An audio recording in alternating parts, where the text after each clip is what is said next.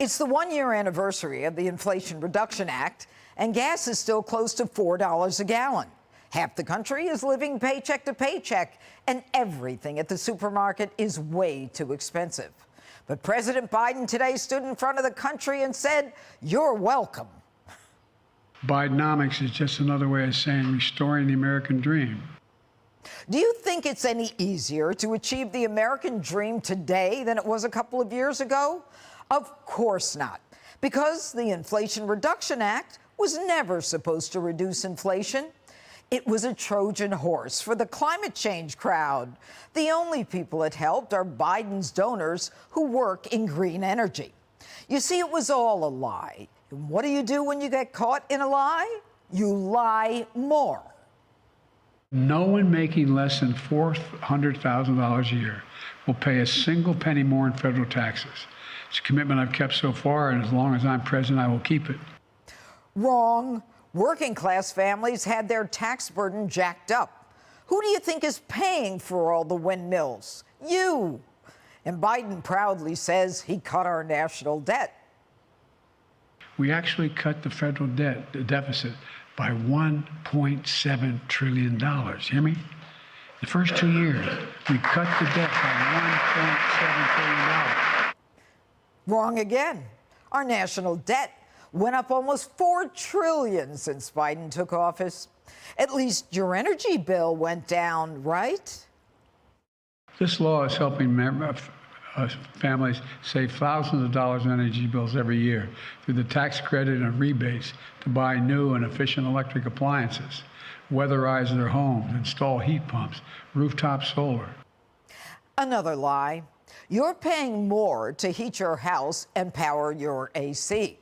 Now, unless you want to spend 30 grand sticking solar panels on your roof, this bill doesn't help you at all. But Joe Biden thinks he's the most successful president in American history. Name me a single objective we've ever set out to accomplish that we've failed on. Name me one.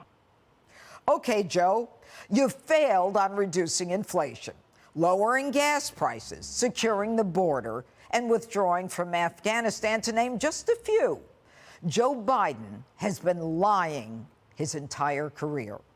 Now, the first time Biden ran for president back in 1988, he said he graduated at the top of his class. I have a much higher IQ than you do, I suspect. I went to law school on a full academic scholarship, the only one in my class to have a full academic scholarship.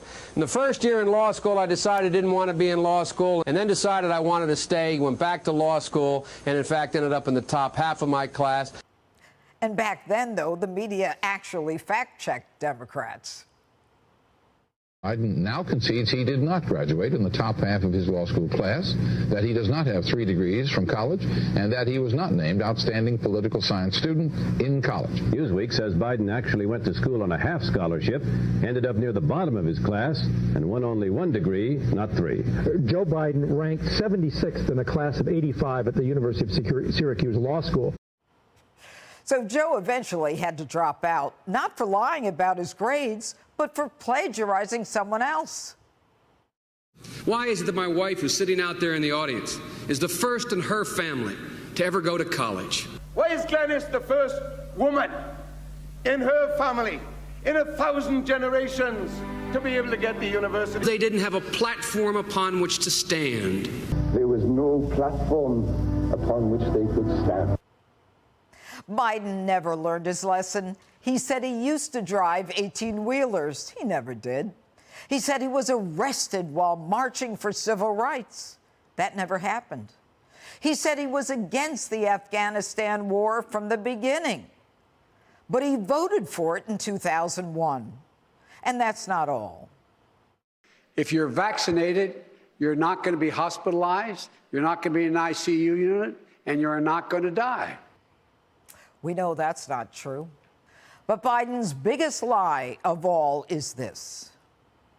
I did not know he was on the board of that company. I've never discussed my business or their business, my sons or daughters. I never discussed a single thing with my son about anything having to do with Ukraine. I've never spoken to my son about his overseas business dealings. I have never discussed with my son or my brother or anyone else anything having to do with their businesses, period. Joe never discussed business with his son. He just talked to his son Hunter's business partners on speakerphone. He went golfing with them, too, and went to birthday dinners with Burisma executives, Russian billionaires, and Kazakhstan businessmen. Here's the truth. This guy has been lying since the day he stepped into Washington. He has lied his way all the way to the top. But now he's been caught red-handed, and we're not going to let him get away with it anymore. Hey, Sean Hannity here. Hey, click here to subscribe to Fox News YouTube page and catch our hottest interviews and most compelling analysis. You will not get it anywhere else.